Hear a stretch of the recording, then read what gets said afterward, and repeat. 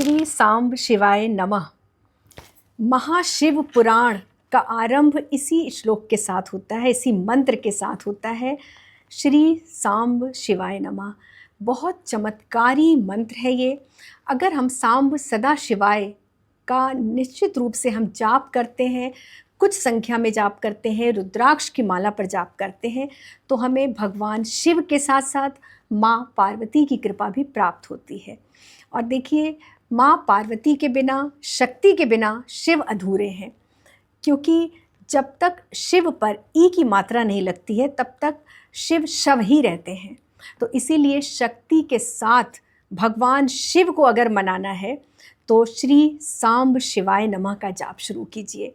अचूक मंत्र है भगवान के प्रेम का, आशीर्वाद का, उनकी कृपा का। शिव पुराण अगर आप पढ़ते हैं तो आप सभी जानते होंगे कि शिव पुराण के आरंभ में जो दिया गया है उसमें शिव महात्म के बारे में बताया गया है। उसमें कुछ बड़े बड़े शिव भक्तों की कथाएं बताई गई हैं जिन्होंने शिव पुराण का श्रवण किया, अध्ययन किया, और उसके बाद उनके जीवन में कितना बड़ा परिवर्तन आया। तो मैं बार बार आप सभी से आग्रह करती हूँ कि अपने जीवन में आप जो भी पूजा पाठ करते हैं आप करिए, जैसे भी आप भगवान शिव को रिझाते हैं, आपकी अपनी एक इच्छा है। लेकिन अगर आप रोज़ नियमित रूप से चाहे 2 लाइनें शिव पुराण की पढ़ना आरंभ कर देते हैं तो आपका जीवन चमत्कारिक रूप से बदलने लगता है।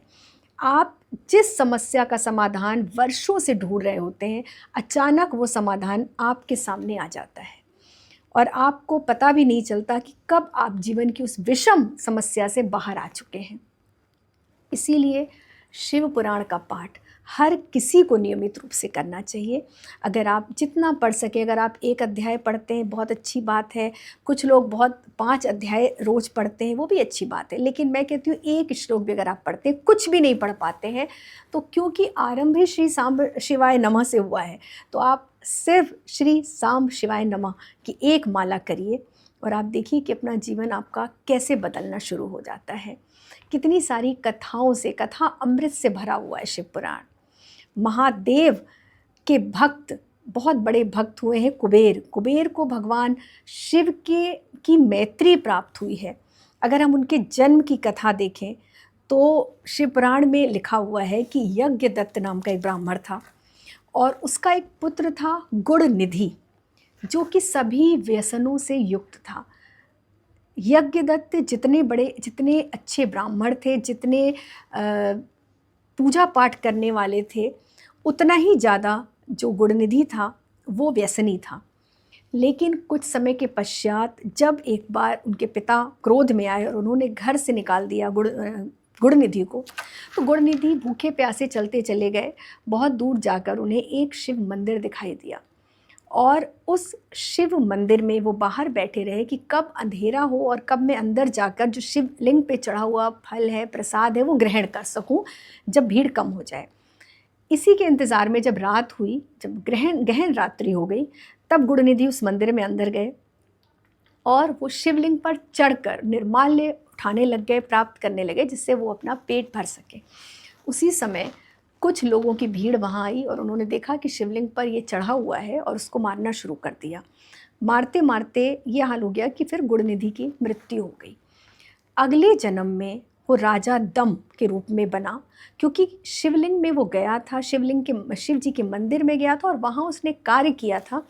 उसने अपना उत्तरीय फाड़कर और उसका दीप जलाया था वहाँ पर। तो इस पुण्य कर्म के प्रताप स्वरूप उसका जन्म राजा के रूप में हुआ।